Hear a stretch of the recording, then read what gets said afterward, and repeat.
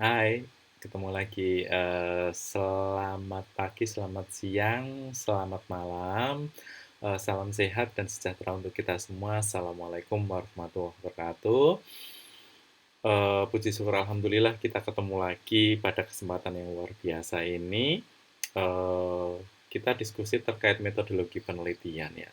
Eee, kita diskusi bukan artinya saya lebih expert atau lebih ahli daripada teman-teman, tidak. Di sini saya hanya sharing saja ya terkait dengan materi yang diberikan kepada saya dari koordinator mata kuliah. Yang pertama yaitu kita belajar atau berdiskusi tentang masalah penelitian dalam keperawatan ya. Sebenarnya itu nggak penting banget ya, kenapa kita mencari masalah, senang banget gitu ibaratnya mencari masalah. Kalau saya sih tidak suka gitu mencari masalah. Nah, masalahnya kan kita mau lulus gitu ya. Nah, sekarang tuntutannya itu banyak sekali di dunia pendidikan gitu ya. Seiring dengan perkembangan zaman, semakin berat tantangan kita, teman-teman ke depan. Nah, salah satunya sekarang itu banyak universitas-universitas di Indonesia yang sudah menerapkan eh, tugas akhirnya atau untuk mendapatkan sebuah gelar itu dengan menggunakan adalah concern ke risetnya ya. Jadi bukan berfokus pada hanya salah satu hasil penelitian satu saja, tetapi keseluruhannya itu teman-teman yang ingin mendapatkan gelar sebuah gelar sarjana ataupun magister ataupun PhD itu base-nya adalah pada based on riset. Jadi yang rajin riset nanti akan cepat lulus seperti itu ya. Dulu banyak dilakukan di luar negeri, tetapi sekarang di Indonesia sudah mulai bermunculan universitas-universitas yang baik di Indonesia itu yang memiliki kualifikasi kampus yang bagus itu sudah menerapkan based on riset untuk gelar mahasiswanya saat akan menempuh pendidikan atau mendapatkan kelulusan nanti gitu ya. Panjang lebar, eh, apa tuh masalah penelitian itu ya? Kita bahas masalah penelitian ya. Sebelum kita mempelajari atau tahu gitu tentang masalah, sebenarnya mungkin teman-teman sudah tahu ya masalah itu apa, tetapi yang saya ucapkan, saya ingatkan kembali gitu ya. Apa tuh pengertian penelitian? Nah, penelitian itu seperti ini, ya. Suatu kegiatan yang dilakukan secara sistematik untuk mengumpulkan, mengolah dan menyimpulkan data dengan menggunakan metode dan teknik tertentu dalam rangka mencari jawaban atas permasalahan yang dihadapi. Sistematik artinya bagaimana? Sistematik yaitu adalah urut-urutan gitu ya. Dia tidak akan bisa ujuk-ujuk hasil, tidak bisa ujuk-ujuk mengolah data. Tetapi harus ada tahapnya, ada proses awal sampai akhir gitu ya. Dimulai dari A sampai Z gitu. Tidak ujuk-ujuk atau tiba-tiba dapat Z. Nah, nanti disimpulkannya bagaimana? Karena tidak ada prosesnya. Sehingga hal tersebut tidak bisa dipertanggungjawabkan. Nah, makanya sistematik itu atau urutan-urutan tertentu itu akan membantu kita prosesnya, proses di dalam melakukan sebuah penelitian untuk mendapatkan hasil jawaban dari masalah yang kita mau selesaikan atau masalah yang kita temukan terus kita mau cari solusinya, kita mau berikan apa itu namanya intervensi yang tepat untuk menyelesaikan permasalahan yang kita temukan. Kenapa? Karena di dunia keperawatan, tidak hanya di keperawatan, tetapi di dunia ini, di sekeliling kita, itu banyak permasalahan yang cenderung kita kurang care gitu, atau tidak insting kita itu apa atau itu nggak peduli gitu. Nah, yang nggak peduli itu loh banyak dicari orang, dipertanyakan orang gitu ya. Oke, gitu yang dimaksud dengan penelitian. Nah, sekarang kita sebelum melakukan penelitian harus muncul sebuah masalah. Lah, kenapa harus ada masalah? Ya, ngapain kita teliti kalau tidak ada masalahnya? Kalau kita sudah tahu jawabannya, berarti masalah itu sudah selesai. Kalau kita sudah tahu pemecahan permasalahannya, berarti kita tidak usah melakukan sebuah riset, gitu ya. Oke, nah masalah sendiri itu apa? Diartikan sebagai sesuatu atau situasi yang di dalamnya terdapat ketidaksesuaian atau ketimpangan antara aktual dan ideal yang diharapkan atau antara apa yang ada dan apa yang seharusnya. Di sini artinya apa? Misalnya, orang harusnya malam hari sebagai contoh gitu ya masalah. Pasien atau kita seharusnya malam hari itu bisa tidur, ya, bisa tidur. Normalnya pada pasien dewasa atau kita pada orang-orang dewasa itu adalah 6 sampai 8 jam per harinya, ya, untuk istirahat. Tetapi pada orang-orang tertentu, misalnya pada pasien-pasien yang mengalami, mohon maaf, mengalami depresi, pasien yang memiliki, penyakit kronis, pasien yang didiagnosa, eee, mohon maaf, cancer misalnya, atau di dalam sebuah keluarga atau komunitas yang di situ, eee, memiliki sebuah masalah atau tekanan di dalam komunitasnya, itu akan membuat sebuah masalah baru. Nah, di situ tujuan kita atau tujuan penelitian kita adalah untuk menyelesaikan masalah tersebut, gitu ya. Nah, kita gali, kenapa kamu tidak bisa tidur? Kenapa kamu waktu tidurnya berkurang? Kenapa kamu tidurnya sering bangun di tengah waktu tidur ya, di durasi tidur. Nah, itu yang perlu kita cari solusinya gitu misalnya. Nah, ya, seperti itu. Masalah, di dalam penelitian biasanya berkenaan dengan kondisi tertentu atau kegiatan yang berjalan pada saat ini atau pada saat yang sebelumnya ya, yang berhubungan dengan masa yang sebelumnya atau yang akan datang. Nah, ini yang, perlu kita, pelajari, perlu kita lihat. Yang sedang berjalan, tadi kita tidak bisa tidur, pasien kita tidak bisa tidur saat ini. Kenapa tahu di sebelumnya? Oh, ternyata dia ada masalah dengan pacarnya. Oh, ternyata dia ada masalah dengan keluarganya.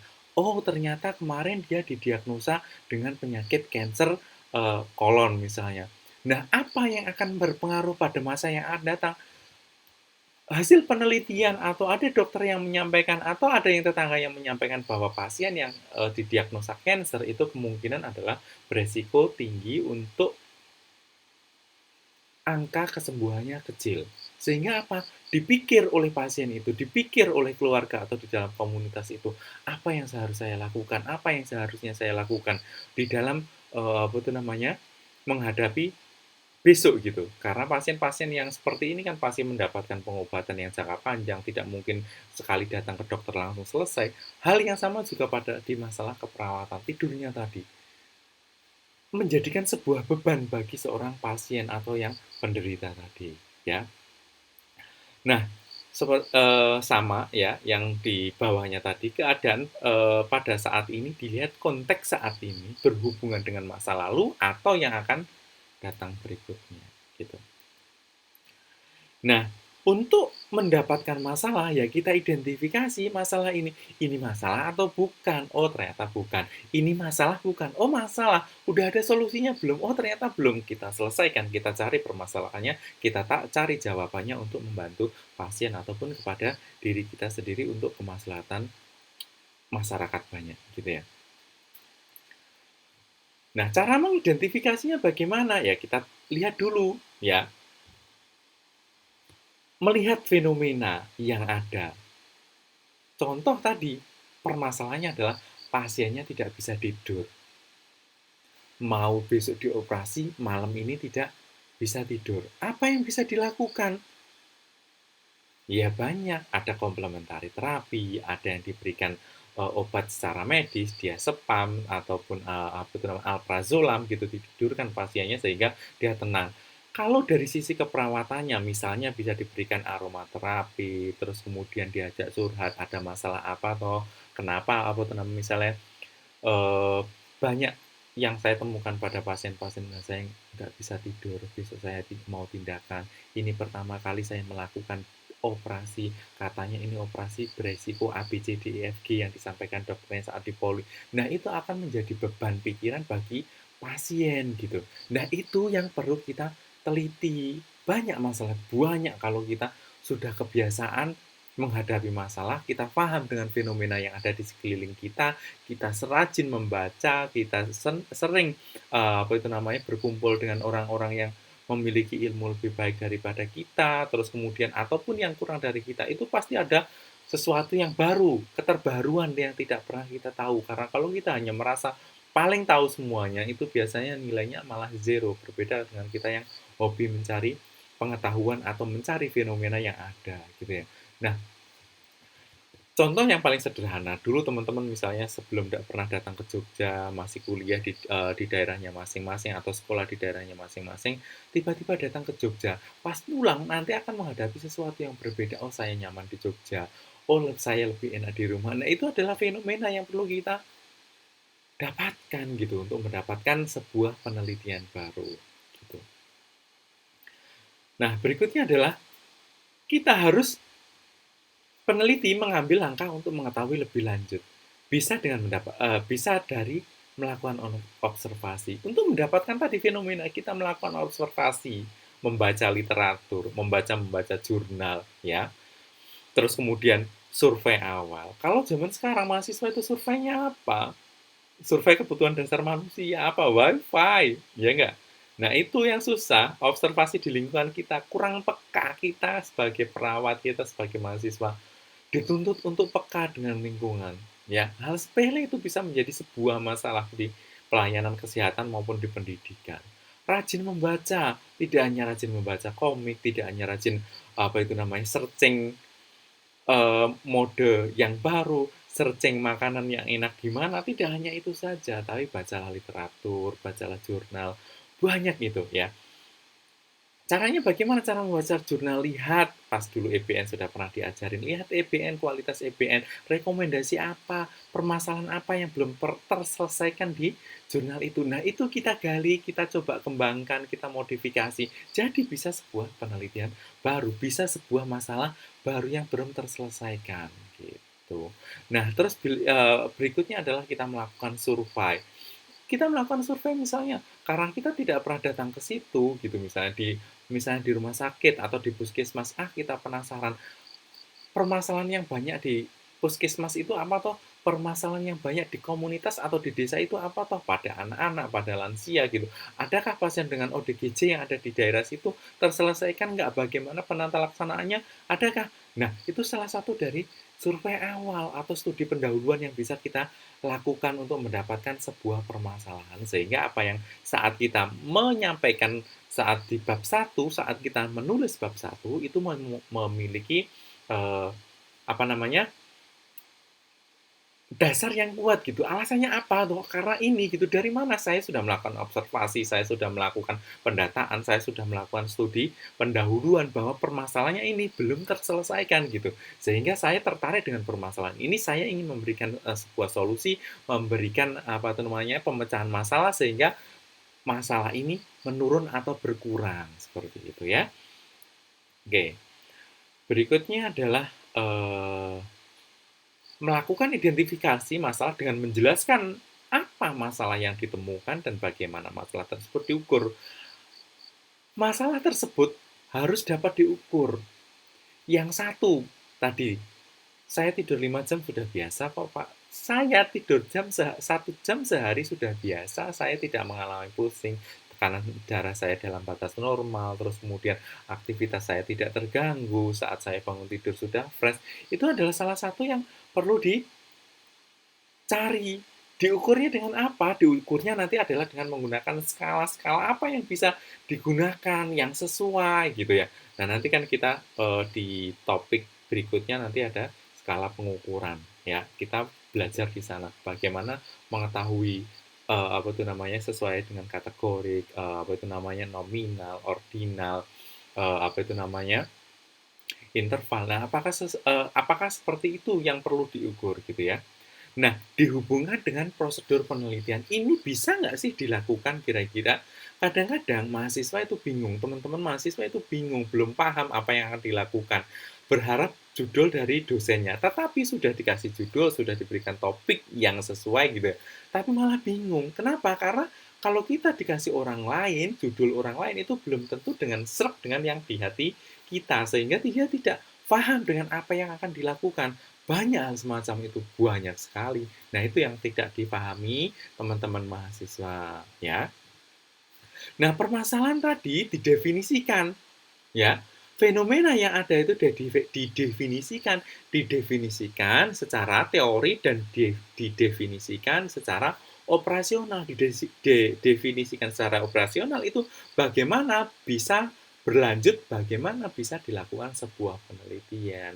Kalau secara teori itu secara general orang lain tahu, tapi bagaimana di dalam proses penelitian yang akan kita lakukan, di penelitian yang kita lakukan ini loh. Nah, apa itu namanya, definisinya apa masalah itu gitu. Bagaimana cara mengukur masalah itu. Nah, masalah itu dari mana? Seperti apa namanya, fenomena di dalam sebuah penelitian itu adalah seperti variabel kualitas tidur. Itu kan bisa menjadi sebuah variabel, tapi itu di luar itu menjadi sebuah fenomena bahwa pasien-pasien yang akan misalnya pasien-pasien yang akan dilakukan tindakan CABG, coronary artery bypass, itu 24 jam sebelumnya itu mengalami kesulitan tidur, terutama pada pasien-pasien yang perempuan berjenis kelamin perempuan yang masih muda gitu. Kalau sudah sepuh misalnya sudah di atas 50 tahun, mungkin dia sudah acceptan dengan kondisinya. Misalnya suatu saat dia akan komplikasi dari tindakan tersebut, mungkin dia akan acceptan, usia saya sudah segini, sudah pantas. Tapi kalau yang masih muda, saya merasa masa depannya masih jauh.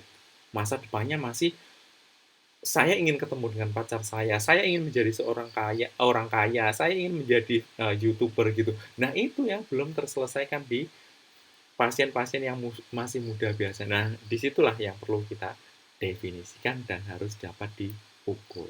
Gitu ya, cara mengidentifikasi masalah. Jalan-jalan, jalan-jalan, jalan-jalan. Jalan-jalannya hanya jangan healing saja, tetapi saat teman-teman survei awal, datang ke rumah sakit, datang ke puskesmas, datang ke komunitas, anggaplah itu proses healing teman-teman gitu ya, daripada selama ini kita online saja, terus kemudian dikasih tugas, terus kemudian hanya makan, balik lagi ke kos, gitu aja rutinitasnya, itu kan nggak enak banget. Nah, anggap aja ya pas saat kita studi pendahuluan, itu sebagai proses healing, sehingga kita tidak tertekan, kita bisa menikmati proses penelitian tersebut ya, sehingga harapannya teman-teman bisa lulus tepat waktu dan tidak mengecewakan orang tuanya gitu.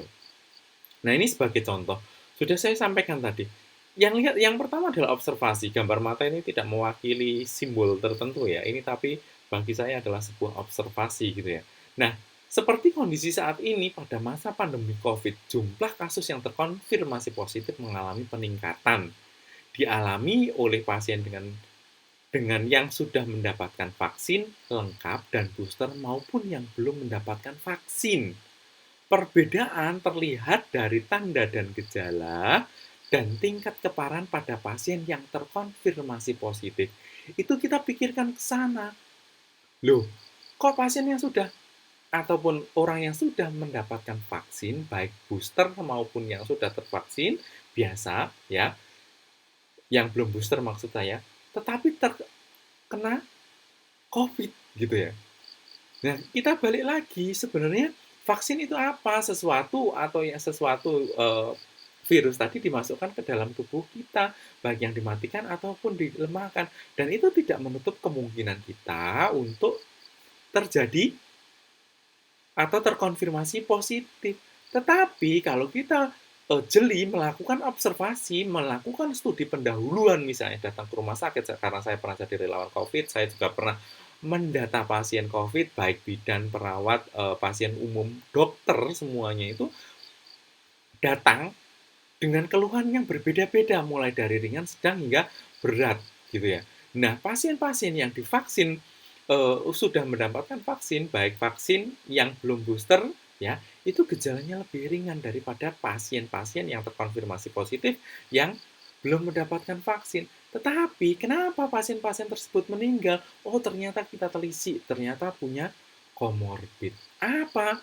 Bisa DM. Walaupun usianya apa itu namanya muda, tapi dia sudah punya DM ya, diabetes, terus kemudian hipertensi, penyakit hipertensi, terus kemudian apa itu namanya obesitas atau bahkan overweight atau obesitas. Lah itu resiko tinggi sekali. Ternyata dia sudah punya riwayat permasalahan kesehatan sebelumnya, sehingga itu memperberat dan itu yang akhirnya pasiennya mengalami gejala berat, akhirnya sampai meninggal dunia, ataupun misalnya gejala berat tapi pas setelah dilakukan isolasi dan perbaikan kondisi, pasiennya bisa kembali sehat meskipun terjadi prolong COVID gitu ya. Nah, itu salah satunya adalah yang perlu kita observasi gitu. Kita lakukan observasi. Terus kemudian kita identifikasi permasalahan tersebut, adanya perbedaan antara tanda dan gejala serta tingkat keparahan pada penderita yang telah dilakukan vaksin lengkap dan booster dan yang belum mendapatkan vaksin. Definisi masalah yang perlu ditetapkan yaitu tingkat keparahan dan perbedaan tanda gejala serta bagaimana cara mengukurnya.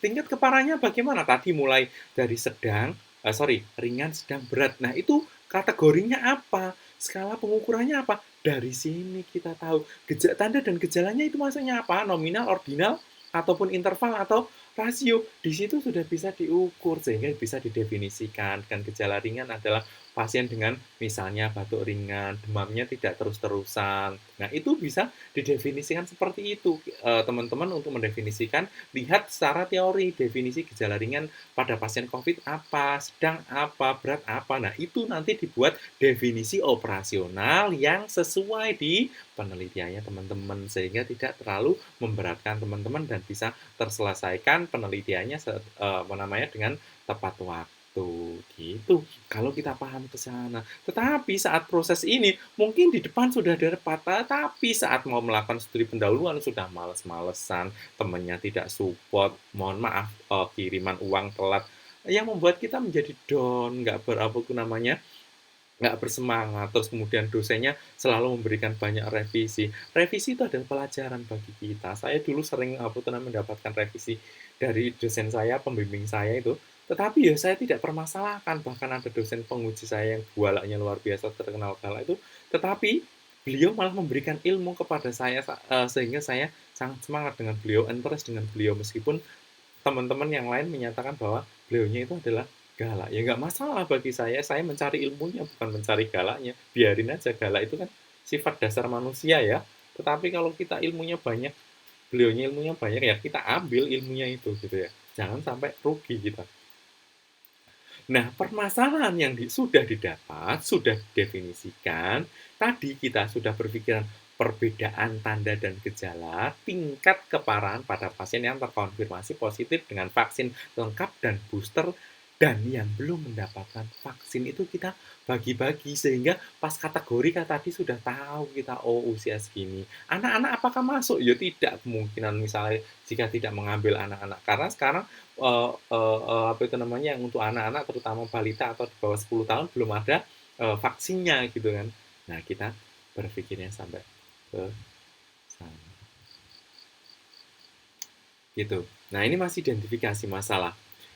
Apa tuh yang perlu kita lakukan? Yang pertama adalah esensialnya apa? Esensinya apa kita melakukan penelitian tersebut, mencari masalah tersebut. Pentingnya nilai penelitian menduduki urutan paling utama di antara masalah-masalah yang ada. Jadi di antara masalah-masalah tadi, kalau teman-teman misalnya sekarang paham kondisi saat ini, itu akan tahu kenapa? Karena dosen-dosen saat menguji pertanyaannya apa toh, kenapa toh milih permasalahan ini? Kenapa toh misalnya memilih pasien jantung? Kenapa toh misalnya memilih pasien dengan ODGJ? Kenapa toh memilih permasalahan pada gizi balita? Kenapa toh memilih kesehatan lingkungan yang ada di desa X? Itu akan menjadi sebuah pertanyaan utama pada saat dilakukan uji komprehensif atau uji proposal penelitian teman-teman. Jika tidak ada masalah dan teman-teman tidak bisa mampu menjawab meyakinkan pengujimu, ya buat apa kamu lakukan penelitian?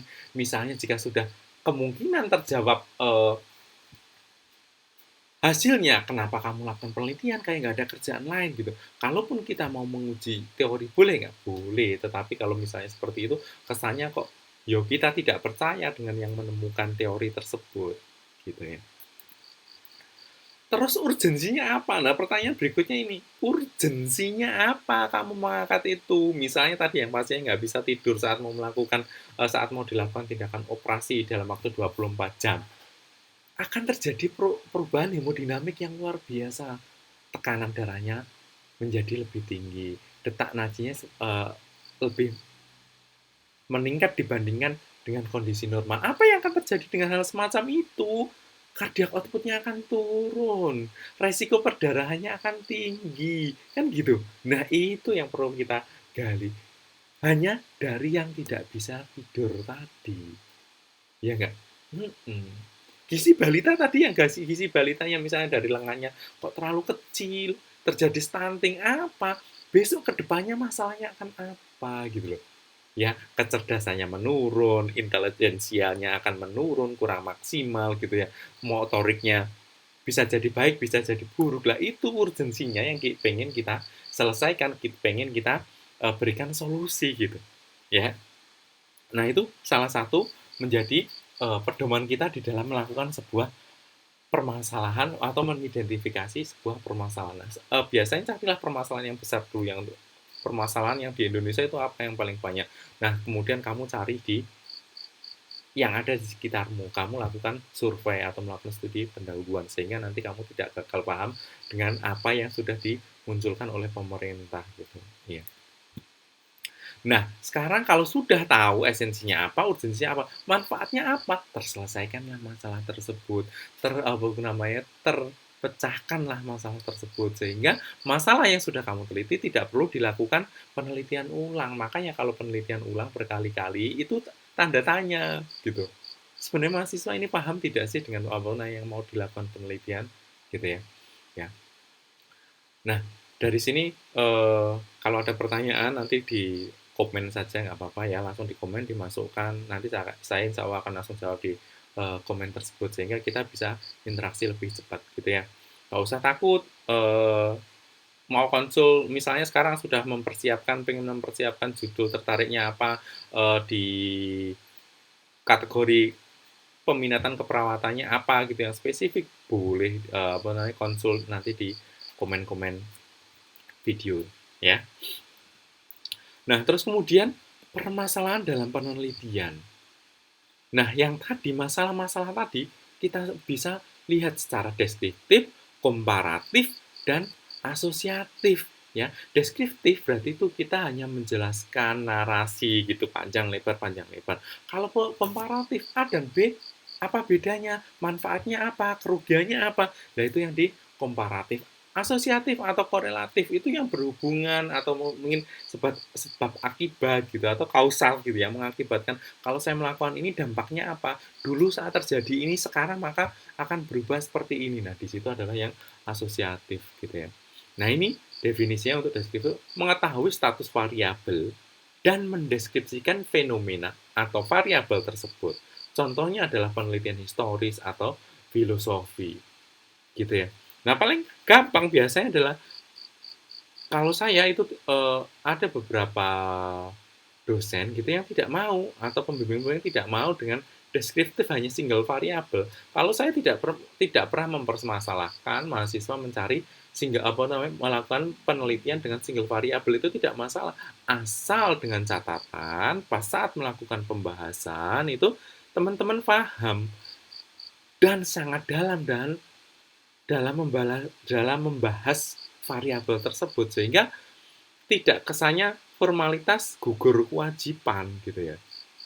Semakin dalam pembahasannya, semakin banyak apa itu namanya sumber pustaka, literasi yang teman-teman gunakan di dalam membahas sebuah penelitian, maka dia akan semakin bagus ya. Dan itu akan orang itu akan wah gitu. Tapi kalau hanya gugur kewajiban, tinggal copy paste, diedit sedikit, apalagi sekarang apa itu namanya tool para press itu semakin banyak sekali yang gratisan di dunia maya, sehingga ya biasanya mahasiswa gini aja. Sehingga kalau ada beberapa mahasiswa itu yang hanya copy paste dan itu kelihatan sekali ya. Eh, Teman-teman mahasiswa itu kalau copy paste itu kelihatan sekali. Kenapa? Karena kemampuan menulisnya jam tayangnya belum tinggi gitu ya, belum tinggi. Meskipun ada beberapa mahasiswa yang sudah pinter gitu, tapi akan ketahuan karena dosen itu jam terbangnya lebih tinggi lagi sehingga saat melihat oh ini kayaknya kopas, oh kayaknya ini adalah plagiat, oh punya orang. Kita sudah hafal, apalagi mahasiswa A itu B gitu yang dosennya sudah hafal biasanya dosen itu akan melihat kok mahasiswa ini bisa cepet toh, kok bisa toh. Nah, awalnya kita positive thinking, tapi lama-lama tanda tanya kenapa, takutnya itu adalah bukan karya ori dari teman-teman sehingga resiko untuk di downgrade atau digagalkan di dalam sebuah sidangnya dan itu kan akan mengulang waktu yang lebih panjang lagi sehingga saya berharap ke teman-teman yang feelingnya seperti itu tolong dihilangkan dulu. Sekarang kita belajar maksimal dulu, banggakan orang tua, banggakan dirimu sendiri deh kalau tidak mau membanggakan orang tua ya, gitu tidak mampu membanggakan orang tua, banggakan sendiri dirimu. Nah, yang itu akan memotivasi karena sebenarnya motivasi ya dari diri kita sendiri bukan dari orang lain. Nah, bahkan orang tua itu ada sih tapi tidak signifikan karena Ya contohnya banyak di luar itu ya. Orang tuanya sukses, anaknya tidak banyak gitu ya. Berikutnya adalah yang komparatif, membandingkan dua fenomena atau dua variabel atau lebih. Boleh, boleh nanti bisa multi. Kalau hanya dua bisanya jadi bivariat, tapi kalau bisa lebih banyak jadinya multivariat. Nah, itu nanti banyak lagi uji-ujinya masuknya di biostatistik ya, nanti belajar di sana. Peneliti berusaha mencari persamaan dan perbedaan dari fenomena atau dari masalah atau dari variabel yang kalau sudah masuk di penelitian maksudnya nanti jadi variabel. Tapi kalau sebelum dilakukan penelitian maka dia disebut dengan fenomena gitu. Nah, kita cari persamaan dan perbedaannya apa? Kalau sudah ketemu, oh ternyata seperti ini, oh ternyata hasilnya seperti ini gitu. Ya, nanti akan keren kalau teman-teman sudah paham gitu ya. Nanti kita lihat contoh-contohnya, contoh-contoh penelitiannya ada di akhir nanti teman-teman bisa lihat gitu ya. Terus kemudian adalah berikutnya yang asosiatif. Contohnya adalah mencari hubungan antar dua fenomena atau variabel ya. Problem korelasi ada dua macam ya, yang korelasi atau asosiatif ada dua macam, ada yang ngomong tiga tergantung ya. Ada yang sejajar atau simetris dan korelasi sebab akibat. Coba kita lihat sumber masalah. Nah, sebelum ke sana kita cari ya sumber masalah penelitian, sumber masalah penelitian. Kenapa atau masalah tidak dicari itu loh yang paling jadi beban itu sebenarnya kayak kurang kerjaan aja. Nah, tapi masalahnya ya itu tadi kalau tidak ada yang mencari masalah tidak mungkin ada solusi. Kalau tidak ada yang mencari masalah, laptop ini tidak akan terbentuk. Kalau tidak ada masalah, tidak mungkin ada terjadi jaring tidak kuliah daring seperti ini. Kalau tidak ada COVID, mungkin orang-orang sudah kemana-mana gitu ya. Tapi karena ada COVID, ternyata ozon yang lapisan ozon yang ada di Antartik tertutup kembali. Nah, itu hal-hal yang tidak kita apa itu namanya sadari, tapi muncul akibat dari efek atau masalah yang ada, gitu ya. Sumber masalahnya dari mana? Pengalaman pribadi. Banyak pengalaman pribadi yang kita dapatkan dari pengalaman pribadi itu banyak ya. Yang pengen misalnya pengalaman pribadi misalnya fraktur, terus kemudian fraktur dilakukan ORIF atau OREF misalnya ya teman-teman. Terus kemudian eh, bagaimana cara mengatasi problematika kesusahan melakukan BAB pada pasien yang dipasang ORIF saat lingkungan perawatan pasca perawatan gitu ya, saat eh, perawatan di rumah maksud saya. Lah itu bagaimana cara melakukannya? Kenapa? Karena kalau misalnya apa namanya pada misalnya dilakukan di ekstremitas, terutama di ekstremitas bawah di kaki gitu, pas saat posisinya mau seperti apa? Menggunakan kursi duduk. Nah, kalau tidak apa itu namanya kloset duduk maksud saya. Kalau punya, kalau enggak ternyata klosetnya adalah kloset apa itu namanya nongkrong gimana? Kesusahan tuh jongkok gitu maksudnya ya. Susah. Ya, karena dia akan kakinya sakit. Nah, biasanya kalau orang-orang di desa itu dia akan membuat lubang pada yang apa itu namanya yang klosetnya klosetnya jongkok itu akan dibuatkan lubang di kursi sehingga apa itu namanya keluarganya yang mengalami sakit dia akan lebih mudah. Nah, itu salah satunya mungkin seperti itu gitu ya. Ataupun misalnya mau sholat gitu setelah dilakukan perawatan di rumah sakit setelah pas saat dilakukan perawatan di rumah sakit pasien mau sholat. Pasien tersebut tidak bisa wudhu karena biasanya kebiasaan air, ya menggunakan air untuk wudhu. Tapi saat di rumah sakit ternyata tidak disediakan ataupun kita ragu ini kotor apa bersih gitu ya. Nah ternyata muncul itu dari inovasi-inovasi mahasiswa yang dulu saya pernah menjadi juri apa itu namanya hasil produk penelitiannya project dari teman-teman dulu di kampus saya itu ada menggunakan apa itu namanya serbuk tayamum. Dari mana? Dia membuat sendiri. Terus kemudian yang kursi yang seperti saya sampaikan itu juga ada dan itu sudah bisa dibawa kemana-mana, bisa dibuat jalan kayak gitu ya kursinya nggak masalah gitu ya. Dan itu ringan, empuk dan ringan gitu. Saya sudah pernah mencobanya gitu ya. Terus kemudian lanjutan atau perusahaan penelitian. Nah, lanjutan kita baca hasil apa itu namanya hasil penelitian ataupun pas ada diseminasi dari hasil penelitian, kita baca, kita dengarkan apa itu namanya, permasalahan penelitian yang belum terselesaikan itu apa gitu ya. Nah, kita lanjutkan dia, kita kembangkan, kita ubah lokasi penelitiannya, walaupun itu tidak menjamin 100%. Kalau usahakan kalau misalnya penelitiannya hampir sama, itu jumlah sampelnya ditingkatkan, lebih banyakkan. Jangan 10 sampai 15, mungkin 30 sampai 40, sehingga akan menggambarkan lebih kompleks dibandingkan dengan penelitian sebelumnya. Kalau misalnya penelitian sebelumnya hanya 30 responden, nah yang kamu mungkin bisa 60 ataupun sampai 100, sehingga keren banget gitu, lebih mencerminkan atau merefleksikan dari sebuah populasi yang kamu lakukan penelitian tersebut. Gitu ya. Nah, yang berikutnya adalah sumber kepustakaan dari buku teks, jurnal, laporan penelitian. Nah, ini sekarang buku teks itu sudah mulai banyak ditinggalkan, lebih cenderung ke buku-buku online, itu sudah banyak yang bisa kita download gratis gitu ya. Terus kemudian hanya saja biasanya bahasa adalah bahasa Inggris gitu. Nah, kesulitan dari generasi kita itu masih juga ada beberapa yang kesulitan untuk menerjemahkan dalam bahasa Indonesia dari bahasa Inggris ke bahasa Indonesia gitu. Padahal tool-toolnya banyak. Kalau nggak gitu diterjemahkan langsung menggunakan mohon maaf Google Translate, sehingga hasilnya kacau gitu, tidak sesuai gitu kan. Nah, itu yang beresiko tinggi ya. Terus berikutnya itu adalah dari volume pertemuan ilmiah dan diskusi. Misalnya yang sering-sering berangkat untuk ikut seminar gitu ya misalnya, atau media expert misalnya, ataupun yang forum-forum ilmiah itu kan sekarang banyak yang gratisan-gratisan. Coba di sana digali permasalahannya apa, dengarkan dari ahli-ahlinya. Nah, dari ahli tersebut, kita akan mendapatkan permasalahan sesuatu ilmu yang baru. Dari situ kita akan mampu mendapatkan permasalahan-permasalahan yang belum teridentifikasi oleh orang lain, sehingga kita bisa jadikan itu sebagai sumber variabel di dalam sebuah penelitian kita. Observasi atau pengalaman langsung dalam praktek. Misalnya teman-teman saat praktek gitu ya. Saat praktek sebelum profesi kan biasanya teman-teman ada kayak pengenalan atau observasi gitu ya, 1 minggu atau 2 minggu di rumah sakit. Nah, itu bisa dimanfaatkan, benar-benar dimanfaatkan.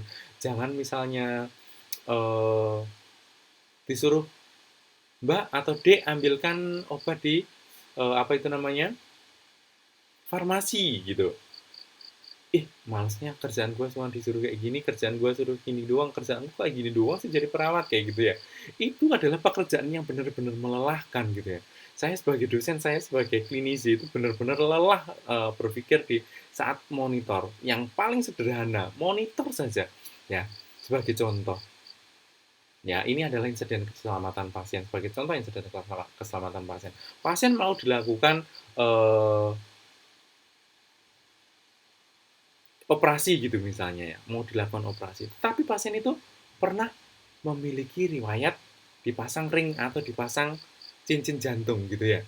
Nah, pasien-pasien yang pernah dilakukan pemasangan cincin atau ring jantung itu mendapatkan obat antiplatelet atau obat pengencer darah gitu ya. Biasanya pasiennya itu sudah apa? Itu selama-lamanya. Tujuannya apa? Karena ada benda asing yang masuk ke dalam tubuh pasien, sehingga dan itu lokasinya di pembuluh darah koroner gitu ya. Maka itu harus encer terus sehingga peredaran darahnya akan ringan dan tidak berisiko untuk terjadi trombus gitu ya. Nah, itu dilalai misalnya ya ini ya. Ada ternyata terminum gitu sama pasiennya. Wassalam nggak itu? Oh, wassalam itu bisa bisa jadi masalah besar, itu jadi insiden keselamatan pasien. Kenapa? Tadinya misalnya pasien mau dilakukan besok, hari ini minum, maka pasien tadi akan tertunda. Ya. Nah, kalau tertunda operasinya, jelas perawatan atau perbaikan KU-nya akan semakin panjang. Pasiennya jadi cemas. Kenapa saya nggak jadi operasi? Itu pasien atau keluarga pasien bisa menuntut ke rumah sakit. Kenapa? Ya tadi karena kesalahan dari pasiennya memberikan apa itu namanya, obatnya yang seharusnya sudah di stop tapi tetap diberikan. Adakah seperti itu? Saya kurang tahu, tapi ya itu salah satu dari insiden keselamatan pasien. ya. Terus yang paling sederhana dari monitoring lagi, ya, monitoring lagi. Misalnya pasien diberikan nasal kanul 3 liter per menit. Apa itu namanya? Saturasinya 87, 89, 90. Terus kemudian karena dia mendapatkan terapi nebulisasi, saat dilakukan nebulisasi, ternyata saturasinya jadi 99, 100. Akhirnya setelah dinebulisasi, hanya menggunakan nasal kanul saja. Nah, turun lagi, apa yang dilakukan oleh perawat? Ya, perawat menyampaikan kepada dokter, ya, menyampaikan kepada dokternya, dokter DPJP-nya, atau kalau misalnya di rumah sakit pendidikan ada dokter yang sedang koas gitu ataupun sedang pendidikan gitu ya, sampaikan bahwa penurunan saturasi oksigen. Tadi saya sudah menggantinya dengan menggunakan NRM, dan saya berikan misalnya adalah 10 liter dengan NRM ataupun sampai 12 gitu misalnya. Terus kemudian saturasinya naik. Biasanya dokternya akan oke-oke saja. Nah, itu salah satu fungsi dari monitoring atau observasi itu yang tidak dipahami oleh mahasiswa-mahasiswa, ya. Nah, itu hati-hati ngomong, alah cuma observasi. Observasi aja kerjaan. Yang belum dapat feelingnya, belum dapat soul-nya sebagai perawat, ya gampang-gampang saja gitu. Tapi nanti kalau sudah paham, bahkan tidur aja nggak bisa. Kenapa? Karena bunyi klunting-klunting-klunting dari monitor itu, ya, monitor yang dipasang di bedside monitor itu menjadi tidak tenang karena itu alarm. Itu adalah tanda atau kondisi dari pasienmu. Nah, itu bisa dijadikan sebuah objek penelitian. Sangat bisa, ya. Jadi misalnya tingkat pengetahuan perawat dalam apa itu namanya, eh, manajemen keselamatan pasien. Keren-keren itu misalnya teman-teman bisa. Hanya saja kalau terkait keselamatan, insiden keselamatan pasien, misalnya di rumah sakit akan berat untuk dilakukan penelitian, kecuali misalnya teman-teman adalah perawat di rumah sakit itu sendiri, karena itu kan permasalahan intern rumah sakit yang tidak boleh terbuka di masyarakat umum, gitu ya. Terus kemudian turunan ada deduksi atau turunan dari teori. Jadi kita kayak mencari apa ya, membenarkan teori ini benar nggak sih maksudnya gitu. Kenapa? Karena biasanya ada yang misalnya teori A B C D E itu sesuai di negara A, tapi tidak sesuai di negara B. Karena kita punya kebiasaan, punya adat istiadat yang berbeda, punya kepercayaan dan keyakinan yang berbeda dengan mereka gitu ya. Sehingga untuk menerapkan pernyataan tersebut di negara kita gitu misalnya perlu dilakukan uji. Ya, ujinya apa? Ya uji yang empirik. Empiriknya apa? Berarti menggunakan penelitian, metodologi penelitian atau melakukan riset secara empiris sehingga itu bisa benar-benar valid gitu, ya. Kemudian ciri masalah yang baik langsung spesifik pada inti, ya, to the point. Permasalahannya apa gitu? Oh, ternyata adalah tidur. Permasalahannya tidur, to the point. Ini permasalahannya adalah tingkat keparahan, to the point. Pasien COVID. Tingkat keparahan pasien apa? Tingkat keparahan pasien apa? Nah, to the point aja ke sana. Terus kemudian apa itu namanya? Status mental, status gizi balita, balita misalnya dengan balita normal ataupun balita yang memiliki keterbelakangan atau misalnya pada bayi-bayi yang dengan kebutuhan khusus. Nah, itu perlu langsung to the point. Permasalahannya apa? Tidak bertele-tele. Kenapa? Karena misalnya kalau kita kebiasaan bertele-tele saat ngomongnya panjang lebar, ya kayak saya biasanya itu eh, saat melakukan uji etik, ya, uji etik biasanya dengan asesor uji etik kita kan dipertanyakan nih, kamu itu orang sosial atau orang eksak, Thomas, biasanya seperti itu ya. Itu contoh itu adalah saya gitu ya, panjang lebar langsung to the point aja. Tapi kalau to the point itu kan biasanya paragrafnya pendek gitu ya. Nah, itu yang menjadi salah satu kemampuan kita di dalam mengolah sebuah kata gitu ya, buat paraphrase gitu ya. Ada unsur atau novelty dan originalitas dari eh, permasalahan atau fenomena atau penelitiannya teman-teman. Tidak menyadur, tidak melakukan plagiarisme gitu ya. Pernyataan penelitian yang menyiratkan sebuah sudut pandang atau pendekatan baru dalam melihat suatu permasalahan yang ingin dibahas. Keterbaruannya apa gitu. bukan dulu dilakukan tahun 2000, sekarang saya lakukan di tahun 2021. Bukan seperti itu namanya bukan keterbaharuan. Ya, itu bukan novel novelty, nilainya tidak ada. Misalnya dulu itu adalah hanya untuk mengetahui. Nah, sekarang itu penerapannya. Terus kemudian bisa dulu menggunakan nanda, sekarang menggunakan SLKI atau pendekatan 3S gitu misalnya. Nah, itu mungkin bisa menjadi sebuah keterbaruan di dalam sebuah penelitian teman-teman. Apa permasalahannya? Oh, ternyata ini belum pernah dilakukan penelitian. Itu dilihat dari keasliannya. Makanya di dalam bab satu itu saat kita menulis proposal penelitian di bab satu di poin paling akhir itu adalah keaslian penelitian. Di sana membahas tentang bahwa penelitian ini benar-benar ori dari penelitian yang saya lakukan gitu. Ya, makanya dia menuliskan, oh penelitian si A, si B, si C tahun 2000, tahun 99 itu membahas tentang ini. Punya saya itu membahasnya yang ininya, bukan yang punyanya dia. Tidak sama dengan punyanya dia. Dia dulu apa itu namanya dilakukan pada anak-anak, sekarang saya lakukan pada pasien dewasa. Nah, perbedaan-perbedaan itu yang perlu dibahas, dilihat, ditunjukkan keasliannya seperti itu.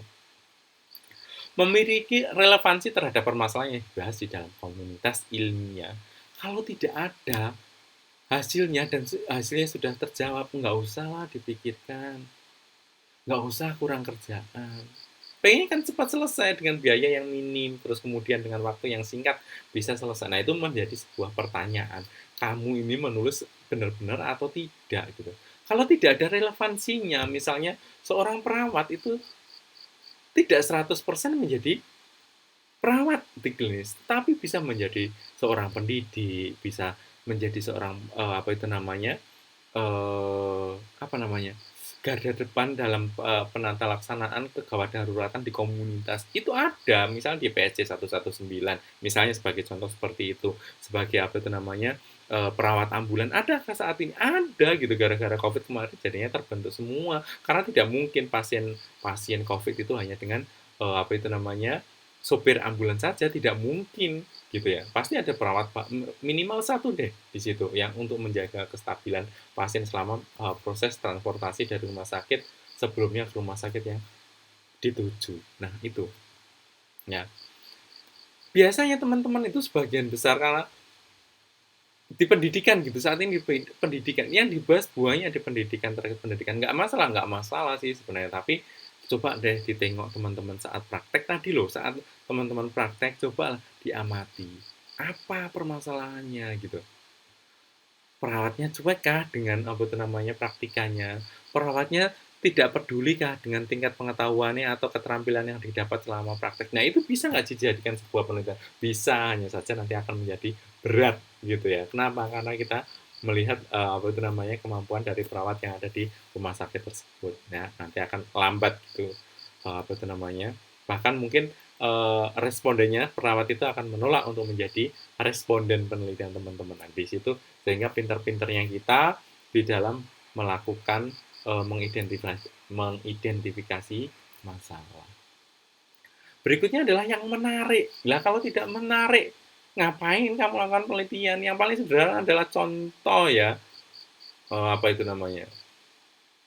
COVID kemarin ya. Karena lagi COVID lagi boomingnya itu bahkan banyak penelitian terkait COVID. Terus teman-teman sekarang ini misalnya karena sudah COVID sudah selesai, anggaplah sekarang sudah selesai, Omikron sudah landai sekali, membahasnya tentang hipertensi. Nah, dulu udah ada hipertensi, kualitas hidup pasien dengan hipertensi sudah banyak. Lah yang kebaruannya apa? Misalnya gejala prolong COVID pada pasien dengan hipertensi, kualitas hidupnya bagaimana? Baik atau tidak gitu. Ternyata baik, loh kok bisa? Ternyata salah satu dari unsur dari kualitas hidup pada pasien itu adalah salah satunya adalah efek psikologis gitu. Oh, ternyata psikologis berdampak pada fisiologisnya sehingga kemampuan dari fisiologis pasien itu masih bagus-bagus saja, tidak ada masalah gitu. Ya kan?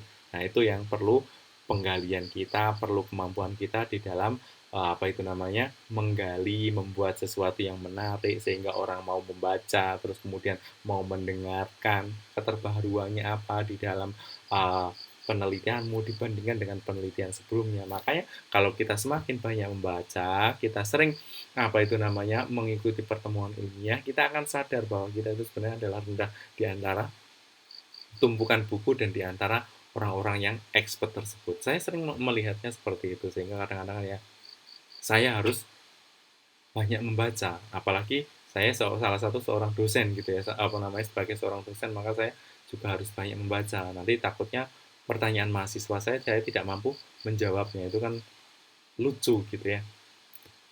Oke. Terus kemudian perumusan masalah. Masalah yang sudah teridentifikasi merupakan kesenjangan ya, kesenjangan antara yang diharapkan dengan yang terjadi ya. Masalah yang sudah teridentifikasi ini merupakan kesenjangan antara yang diharapkan dengan yang terjadi. Sedangkan rumusan masalah merupakan suatu kalimat pernyataan yang disusun berdasarkan adanya masalah tersebut dan akan dicarikan jawabannya melalui pengumpulan data dalam suatu proses penelitian yang sistematik dan empirik gitu ya. Nah, itu kan biasanya ini mahasiswa itu disuruh baca, yang dibaca itu apa? Ya yang apa yang kita senengin. Makanya tadi sebuah penelitian itu dicari yang menarik. Kalau tidak menarik, kita tidak mau melihat, membaca, atau mendengarkannya. Ya enggak? Berbeda dengan media sosial. Media sosial contohnya adalah, mohon maaf, IG gitu ya. Wah, teman-teman bisa searching apapun di situ dan itu menarik, ada suaranya, terus kemudian dia bergerak. Kalau penelitian itu kita yang bergerak, kita yang berpikir, kita yang ngoceh gitu, yang kita yang menyimpulkan dan mencari sebuah jawaban dalam permasalahan tersebut. Nah, itu yang bikin kita masalah kita menjadi males gitu ya. Nah, males itu tolong dibuang dulu, egonya tolong dibuang dulu.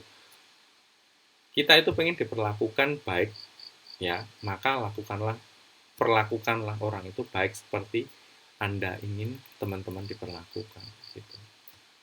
Nah, ini perumusan masalah disebut juga dengan riset questions, riset problem. Permasalahannya apa gitu loh? Kamu pengen meneliti apa?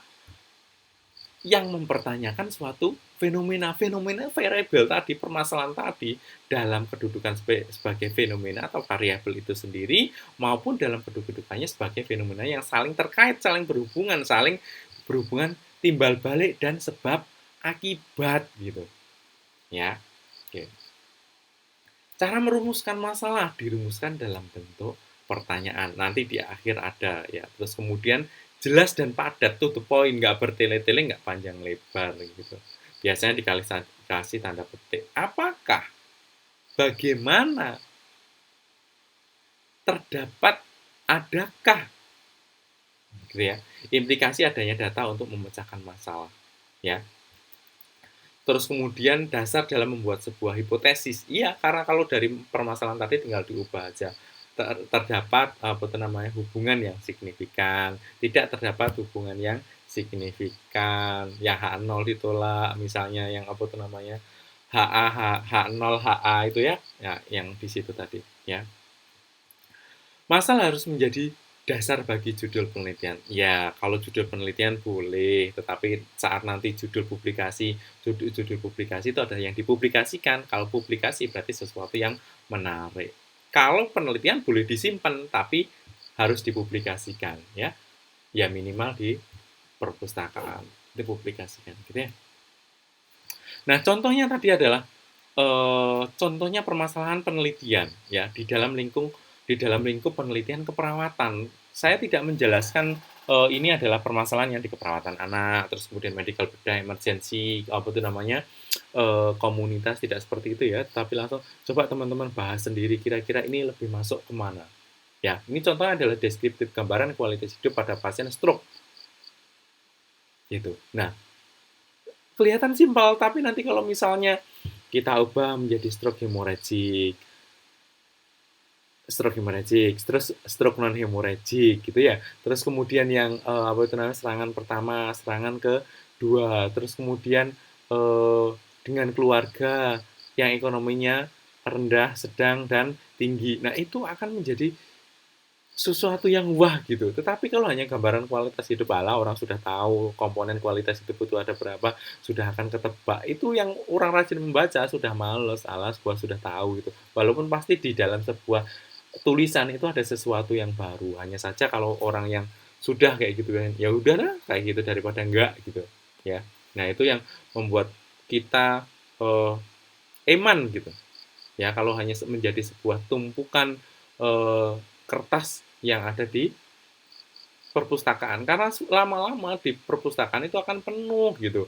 Karena setiap tahun mahasiswa melakukan penelitian. Nah, kalau itu hanya menumpuk saja, iya, persiapan diloakan, ya, gitu. Efektivitas terapi bermain dalam meningkatkan kemampuan kognitif. Deskriptif. Ini kan hanya melihat efektivitas terapi bermain dalam meningkatkan kemampuan kognitif saja. Ya, Pak ya. Ya, gitu ya.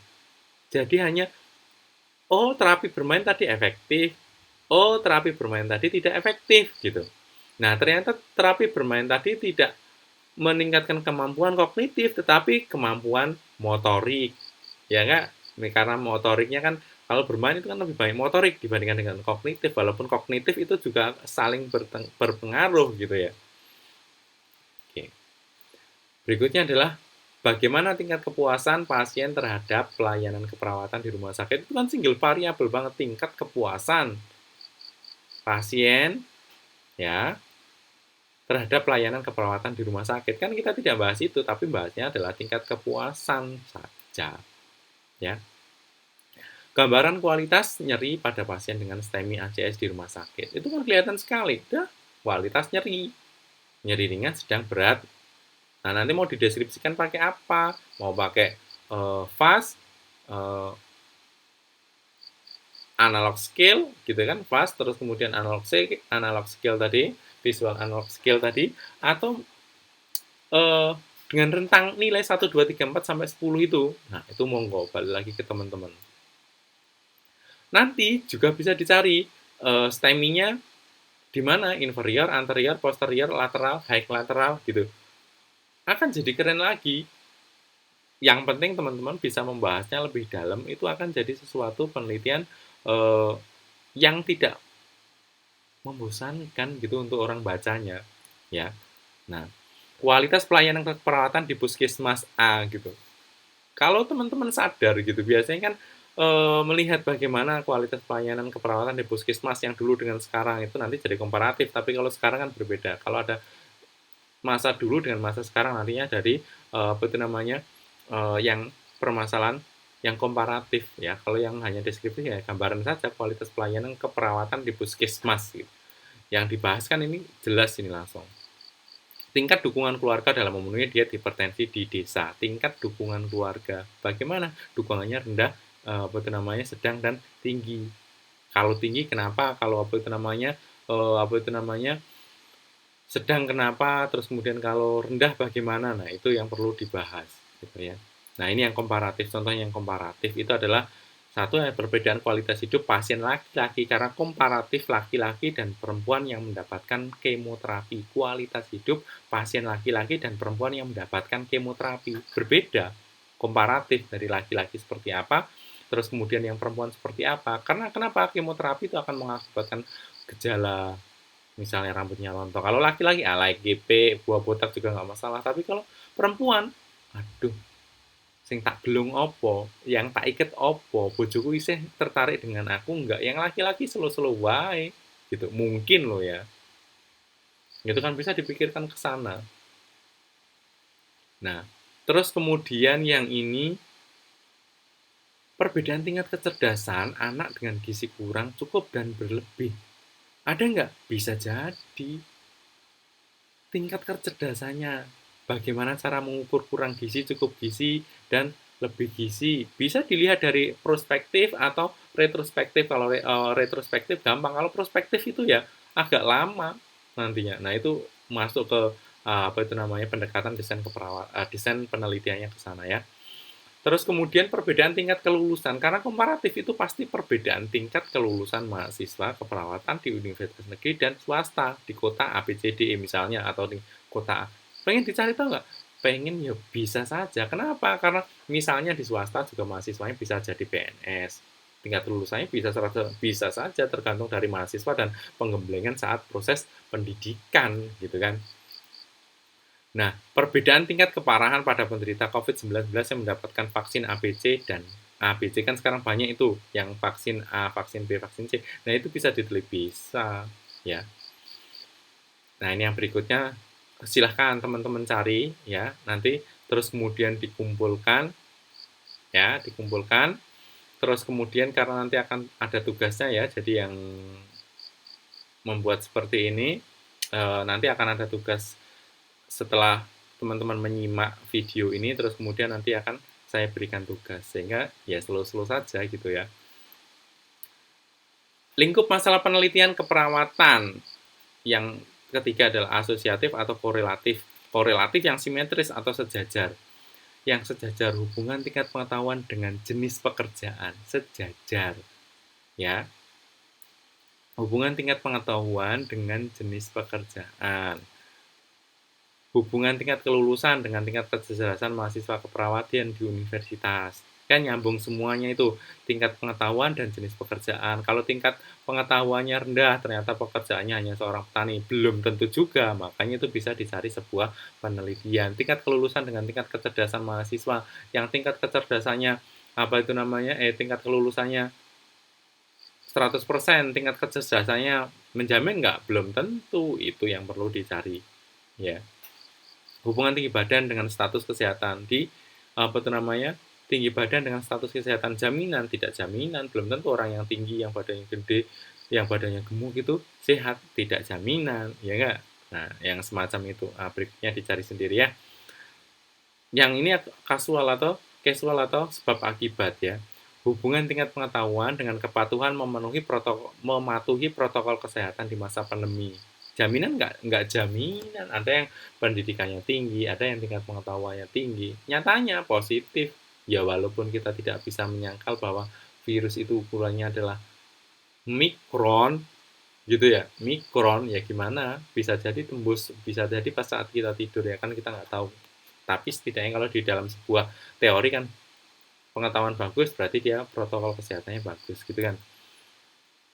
Hubungan riwayat merokok dengan konsumsi alkohol dengan kejadian hipertensi. Hubungan riwayat merokok dan konsumsi alkohol dengan kejadian hipertensi. Bisa merokok menyebabkan hipertensi. Kenapa? Konsumsi menyebabkan hipertensi. Bisa jadi. Nah, itu divalidasi di dalam hubungan ini. Nah, jadi tadi hubungan antara merokok dan konsumsi alkohol dengan kejadian hipertensi itu adalah asosiatif, korelatif yang sebab akibat. Hubungan tingkat insomnia dengan nilai akademik mahasiswa di keperawatan. Nah, ini yang paling sering dicari mahasiswa. Kenapa? Karena respondennya mahasiswa sendiri. Mahasiswa, terus kemudian itu temennya sendiri. Disuruh ngisi-ngisi sendiri, konsep-konsep sendiri, dia suruh ngisi sendiri, gitu ya. Nah, ya hasilnya sudah ketahuan. Nah, apalagi kita sudah tahu sekelas dengan kita, seangkatan dengan kita, bagaimana si A, bagaimana si B. Insomnia kenapa? Ternyata karena kebanyakan main game. Ya enggak? Nah, itu bisa dicari. Cari lagi misalnya durasi eh, durasi durasi penggunaan smartphone misalnya, ini ya sebagai contoh tambahan, penggunaan smartphone dengan eh, tingkat kehadiran misalnya, ya lama penggunaan smartphone dengan tingkat kehadiran bisa jadi. Kalau kan kita mencari sebab akibat, bisa jadi enggak, bisa jadi iya, bisa jadi enggak gitu ya. Pengaruh media pendidikan, blended learning dengan nilai prestasi akademik seperti ini, ada yang kuliah tatap muka, ada yang kuliah online, ya, ada yang double kadang di online kan, kadang tatap muka. Nah, itu dengan prestasi akademik itu menjadi nyaman apa tidak, atau enak dengan tatap muka saja, atau enak dengan online saja karena tinggal copy paste nyari di internet gitu ya. Nah, itu bisa jadi. Berikutnya seperti itu, cari lagi ya. Yang ini yang terakhir. Terus kemudian yang berikutnya adalah yang timbal balik. Ya, hubungan timbal balik. Hubungan kualitas pelayanan keperawatan dengan jumlah komplain pasien di rumah sakit. Hubungan kualitas pelayanannya baik, kurang, dan rendah atau jelek dengan jumlah komplain pasien. Ya, salah satu indikator mutu di pelayanan rumah sakit itu yang keperawatan banget disorot itu adalah komplain. Kenapa? Karena beberapa pasien merasa pasiennya kurang peduli, perawatnya kurang peduli. Kalau diminta tolong ujuk-ujuk kayak gitu ya, apa itu namanya, lama baru didatengin dan itu sering terjadi seperti itu. Dan ini salah satu minimalkan nanti dampaknya komplain itu adalah remun atau jasa pelayanan kita menjadi dipotong atau berkurang gitu ya. Terus berikutnya adalah pengaruh pemberian remunerasi pada pegawai rumah sakit dengan tingkat kepuasan pasien. Kalau remun atau jasa medisnya tinggi, tingkat kepuasan pasiennya bagus enggak? Kenapa? Karena remunerasi berefek pada kepuasan batin perawatnya di dalam memberikan pelayanan keperawatan, sehingga ya udah ini adalah tugasku seperti ini sehingga kita bisa melayani pasien semaksimal mungkin. Apa endingnya? Ya kepuasan kepelayanan rumah sakit di rumah sakit tersebut menjadi meningkat gitu ya. Nah, nanti berarti tugasnya per mahasiswa ada berapa itu? 1, 2, 3,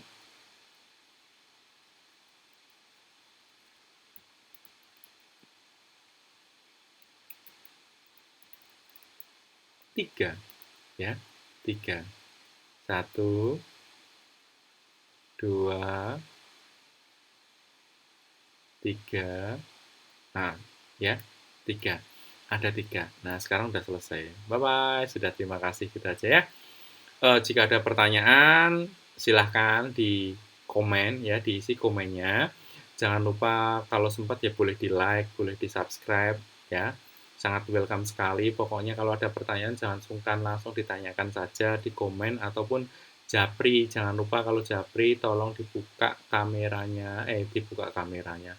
Fotonya yang jelas itu siapa, takutnya nanti ada burung hantu ataupun burung-burung yang lain itu kan kita tidak jelas. Jadi kan saya ngobrolnya dengan siapa? Oh, ternyata dengan mahasiswa A. Oh iya ini loh fotonya. Jangan foto pacarnya, nanti saya bingung. Apalagi foto pacaran berdua itu ini udah nikah apa belum gitu ya. Jadi jangan lupa di like, di komen ya. Kalau ada pertanyaan jangan sungkan. Itu tugas ini merupakan salah satu nanti kalau teman-teman persiapan membuat proposal karena hasil akhir dari mata kuliah ini adalah sebuah proposal gitu kan. Setelah ini kan juga pertemuan berikutnya adalah aktivitas riset. Teman-teman membuat judul, membuat latar belakang sampai bab 3 gitu kan. Nah, gitu. Jika sudah, terima kasih. Dijaga kondisinya, jangan lupa belajar yang ditingkatkan. Assalamualaikum warahmatullahi wabarakatuh.